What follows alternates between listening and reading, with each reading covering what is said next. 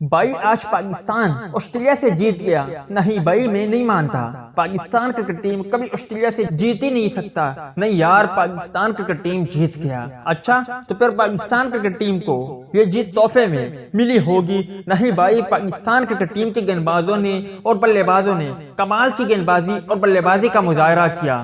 یہ خبریں social media پر جاری ہے، مگر میں آپ کو بتاتا چلوں، پاکستان کرکٹ ٹیم نے آج اپنا جلوہ دکھا دیا، گوروں کو دیوانہ بنا دیا۔ اگر ہم بات کریں تو پاکستانی گیند بازوں نے پہلے آسٹریلیا کو 163 رن تک قابو کیا اور آسٹریلین آل ٹیم کو 163 رن پر آؤٹ کیا۔ حارث رؤف نے 5 کھلاڑیوں کو آؤٹ کیا، شاہین افریدی نے 3، جبکہ حسنین اور نسیم شاہ نے ایک کھلاڑی کو آؤٹ کیا۔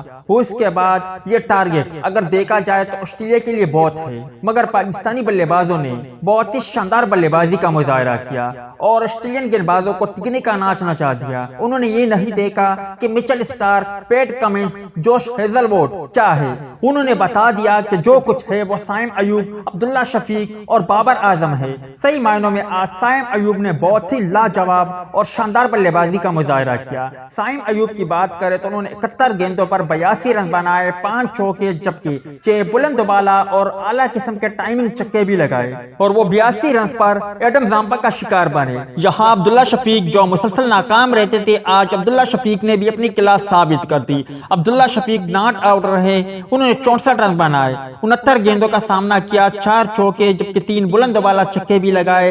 بابر اعظم نے 1 چھکا لگایا، 20 گیندوں کا سامنا کیا اور 15 رن بنائے، اور وہ بھی ناٹ آؤٹ رہے، اور یہ آسٹریلیا کو تاریخی ون ڈے میچ میں پہلی بار 9 وکٹوں سے شکست دی۔